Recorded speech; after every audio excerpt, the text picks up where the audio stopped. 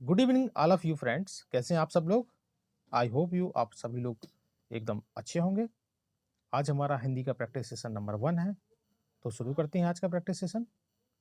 दोस्तों, ये आपकी हिंदी भाषा 1 है। ये आपका गद्यांश दिया गया है, आप इस गद्यांश को अच्छे से पढ़ लीजिएगा, ठीक है?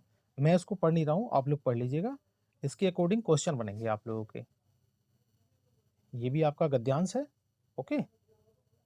और ये भी आपका गद्यांश हो गया। यहाँ से आपके क्वेश्चन स्टार्ट हो जाते हैं। अब गद्यांश के क्वेश्चन है, आश्रम के बारे में कौन सा कथन असत्य है? तो आपसे असत्य कथन पूछा है,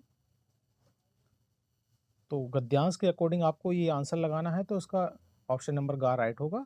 ओके, आगे चलते हैं। अब इसका राइट आंसर होगा ऑप्शन नंबर गा।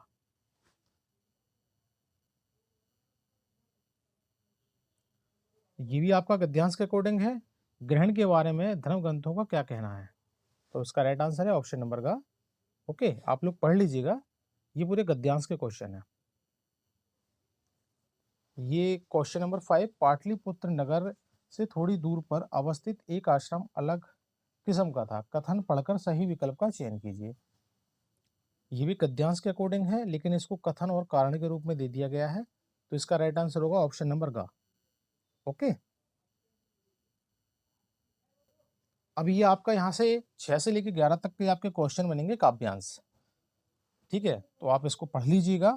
अब काव्यांश से भी आपके गद्यांश के जैसे ही क्वेश्चन बनते हैं, और ये काफ़ी डीपली थोड़ा सा हार्ड होता है, बट लेकिन आप एक दो बार इन शब्दों को अच्छे से पढ़ लेंगे तो आपको अंदाजा लग जाएगा। अब इसके कुछ क्वेश्चंस हैं, क्वेश्चन हम देखते हैं। अब क्वेश्चन नंबर 6 है, ये पद्यांश के अकॉर्डिंग है। कवि ने अपने और इष्ट देव में किस प्रकार का संबंध बताया था? तो ये पद्यांश के अकॉर्डिंग पानी और चंदन की तरह ये दिया गया है, तो इसका राइट आंसर है ऑप्शन नंबर 2। कवि को राम नाम की रट क्यों नहीं भूलती? भाई पद्यांश के अकॉर्डिंग है, प्रभु ने एकाकार होने के कारण। Yes, option number 1 is right answer होगा इसका। अगला आपका पद्यांश ही क्वेश्चन है, कवि की भक्ति में किस भाव की प्रधानता है? दास्य भाव की प्रधानता है। आप लोग पीछे देख लीजिएगा। इस पद में किस मत का प्रतिपादन किया गया है?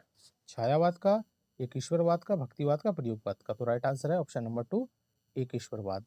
ओके, ये अगेन आपका कथन और कारण से क्वेश्चन बन गया है, तो ऊपर दे रखे हैं इसके। कवि अपने भक्ति भाव से ओत प्रोत होकर प्रभु को पाना चाहता है। वे कहते हैं कि उनका और प्रभु का संबंध चंदन और पानी जैसा है। नीचे कूट दिए गए हैं, तो राइट आंसर होगा कथन ए तथा कारण आर दोनों सही हैं। ऑप्शन नंबर घ इज राइट आंसर। अब यहां से आपके क्वेश्चन शुरू होते हैं। त्रिभाषा सूत्र के अनुसार स्कूल में पहली बार भाषा जो पढ़ाई जाए वह हो सकती है किस भाषा में भाई?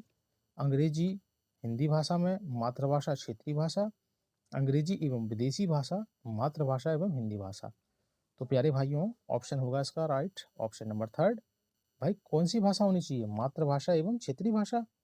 त्रिभाषा सूत्र के अनुसार स्कूल में पहली भाषा जो पढ़ाई जाए और वह जो यह भाषा है मातृभाषा एवं क्षेत्रीय भाषा। Option number 3 is right answer. आपका अगला क्वेश्चन है, व्याकरण पढ़ाने की आगमन विधि पर सर्वाधिक बल देता है। भाई क्या होता है इसमें आगमन विधि के अंतर? आगमन विधि में क्या होता है? उदाहरणों का, मानकता का, नियमों का, या परिभाषा का? तो आगमन विधि में आपका होता है उदाहरणों का। तो राइट आंसर है ऑप्शन नंबर 1। आपका अगला क्वेश्चन है, क्वेश्चन नंबर 13, भाषा के संदर्भ में संचार माध्यमों का प्रयोग न केवल सामाजिक संवेदनाएं विकसित करता है बल्कि समझने में मदद करता है। तो क्या होगा भाई इसका राइट आंसर? विभिन्न माध्यमों के उपयोग के द्वारा, विभिन्न माध्यमों की आर्थिक स्थिति के द्वारा, विभिन्न माध्यमों की जानकारी के द्वारा, या विभिन्न माध्यमों की प्रयुक्त भाषा के द्वारा। तो option number 4 is right answer. Okay, चलें आगे। कहानियों की विभिन्न शैलियों पर की गई चर्चा बच्चों को मदद करती है। किस में मदद करती है भाई? कहानी के तत्वों को रट्टा लगवाने में? बिल्कुल नहीं होगा। कहानियों की कमियों के बारे में? नहीं होगा। व्याकरण समझने के बारे में? नहीं होगा। कहानियां रचने के बारे में। Option number 4 is right answer. Okay. संदर्भ में व्याकरण किस पर बल देती है? किस पे बल देती है भाई? पाठ के अंत में दिए गए समस्त भाषा अभ्यासों को पूर्ण करवाने पे, पाठ पढ़ाते समय प्रसंगवश आने वाले व्याकरणिक बिंदुओं को स्पष्ट करने पे, पाठ के अंत में समस्त व्याकरणिक बिंदुओं को स्पष्ट करने पर, पाठ के दौरान आए समस्त व्याकरणिक बिंदुओं की परिभाषा पे। तो क्या होगा दोस्तों right answer? Option number 2 is right answer. Okay, चलें आगे। 7वीं कक्षा में पढ़ाने वाले ऋषभ ने बच्चों को जल संरक्षण पर आधारित सरकार द्वारा जारी पोस्टर दिखाया और चर्चा की। ऋषभ द्वारा प्रयुक्त सामग्री कौन सी है भाई? कृत्रिम है, प्रामाणिक है, अनुपयोगी है या मनोरंजक है? तो दोस्तों राइट आंसर है ऑप्शन नंबर 2, वो प्रामाणिक जानकारी है। ओके। कविता शिक्षण के समय शिक्षक द्वारा ऐसे प्रश्नोत्तरों पर बल देना चाहिए। कैसे प्रश्नोत्तर होने चाहिए भाई? जिनका एक ही उत्तर हो, जिसका उत्तर पुस्तक में दिया गया हो, जिनके उत्तर सरल हो, व जिनके उत्तर डिफरेंट हो, विभिन्न प्रकार के हों। तो option number 4 is right answer. गद्य शिक्षण में अपेक्षित नहीं है भाई। क्या अपेक्षित नहीं है? समझिए एक बार। तार्किक शक्ति का विकास करना, अनुकरण क्षमता का विकास करना, भाषा की बारीकी समझना या कल्पनाशीलता का विकास करना। तो क्या होगा दोस्तों right answer? Option number 2 is correct answer. अनुकरण क्षमता का विकास करना। ओके, समझ में आ गया। भाषा हिंदी भाषा की पाठ्य पुस्तकों पुस्तकों में हिंदीतर भाषाओं की रचनाओं को ही स्थान मिलना चाहिए। ताकि क्यों मिलना चाहिए भाई?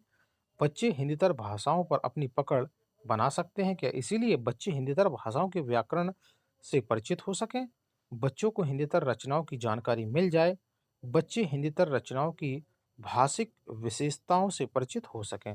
Yes, option number 4 positive answer है।